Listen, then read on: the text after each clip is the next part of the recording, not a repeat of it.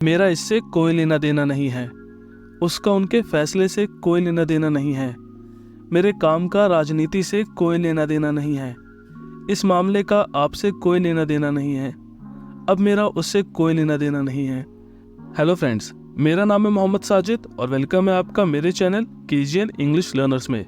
दोस्तों, आज की वीडियो में हम सीखेंगे कोई लेना देना नहीं की इंग्लिश, और इसकी इंग्लिश होती है नथिंग टू डू विथ। हाँ जी, नथिंग टू डू विथ।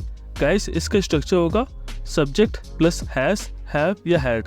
इन तीनों में से कोई एक लगाएंगे आप सब्जेक्ट के अकॉर्डिंग, प्लस साथ में आएगा नथिंग टू डू विथ और लास्ट में आएगा आपका object.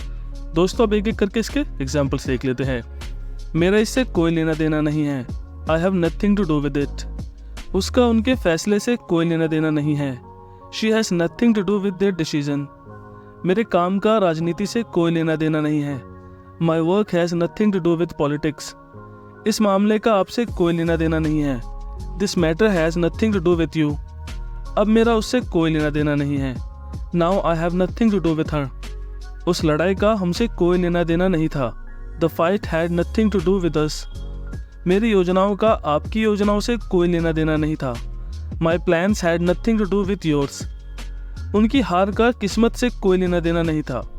There loss had nothing to do with luck. उस गलती का उससे कोई लेना देना नहीं था। The mistake had nothing to do with her. देरी का मौसम से कोई लेना देना नहीं था। The delay had nothing to do with the weather. दोस्तों, अब एक सेंटेंस आपके लिए। उम्र का ज्ञान से कोई लेना देना नहीं है। उम्मीद करता हूँ कि आप इस सेंटेंस को ट्रांसलेट कर लेंगे और कमेंट में ज़रूर बताएंगे। मैं ज़रूर चेक करूँगा। Thank you so much for watching. मिलते हैं एक नई वीडियो में एक नए एडवांस स्ट्रक्चर के साथ।